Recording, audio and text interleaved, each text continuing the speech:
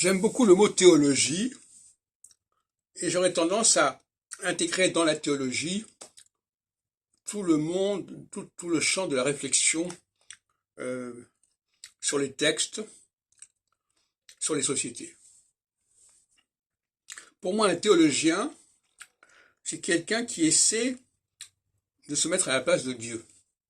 Mais pas du Dieu originel, du Big Bang, pas non plus le Dieu christique, mais le Dieu démurge, comme on dit certains, c'est-à-dire le Dieu qui, à un moment donné, entend créer une création à l'intérieur de la création. C'est une forme d'ailleurs de subversion par certains côtés. Les Juifs sont les adeptes de ce Dieu-là, de ce Dieu subversif. Ils disent qu'il y a eu effectivement une création, au départ, première. Ça ne les intéresse pas. Ils sont pas non plus intéressés dans l'intervention divine du type chrétien. Ils pensent qu'il y a un Dieu qui a décidé de créer une architecture particulière qui est celle de notre terre, de notre humanité, de notre ciel. Un triptyque. Et c'est ce Dieu-là que je voudrais remettre en avant. Ce Dieu que j'appelle adamique. Pourquoi adamique? Parce que Adam, pour moi, désigne non pas l'humanité dans sa totalité, l'humanité dans son ancienneté, mais une humanité nouvelle. L'humanité adamique, c'est l'humanité nouvelle. Alors c'est assez paradoxal parce que les chrétiens parlent de nouveauté. En réalité, non. Les chrétiens, eux, ils sont l'expression de l'ancienne humanité. Là, il y a une espèce d'interversion assez étrange.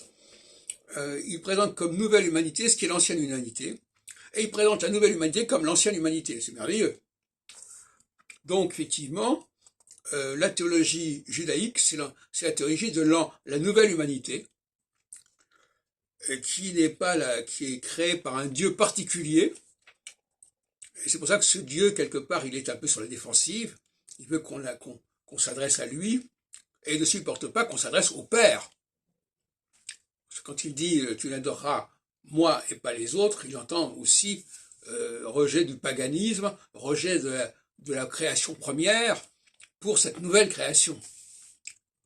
Et on le dit dans le début de la Genèse. Au début, il y avait le chaos. Bon, il désigne tout ce qui était antérieur à lui comme un chaos. Tohu vobohu. Donc,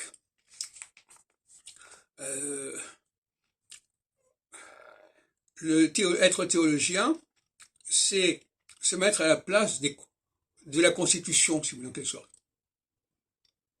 Nous, en France, on est quand même assez sensible à la notion de Constitution. On en a eu 5 au minimum, depuis 1789, 92.